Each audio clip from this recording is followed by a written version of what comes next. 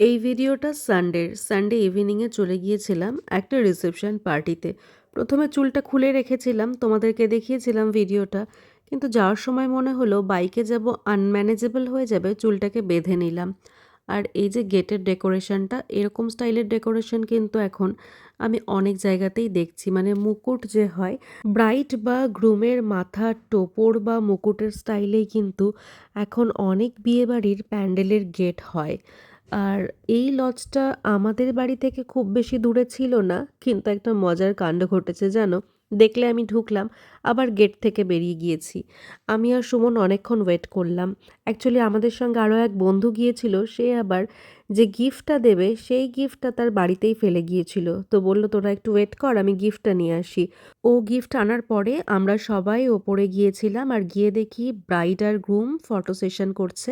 তারপরে আমরাও গিফটটা দিয়ে ওদের সঙ্গে একটু ছবি তুলে নিলাম। তারপরে চলে গিয়েছিলাম স্টার্টার কাউন্টারে।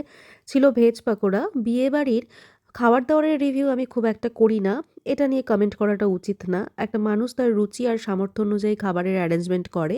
কিন্তু আজকে কিছুটা নিয়েছি ক্লিপ। আর ছিল চিলি চিকেন, আর আমরা কফিটা নেইনি। তারপরে আমরা খেতে বসে গিয়েছিলাম। স্টার্টারেই দিয়েছিল নানের সঙ্গে আলুর দম। তারপরে একের পর এক সাদা ভাত, ডাল, ডিমের কষাও ছিল। এটা একটু নতুনত্ব লেগেছে আমার। মাছ থেকে শুরু করে ভেজ বিরিয়ানি, মাংস, সাথে ছিল আরও কিছু।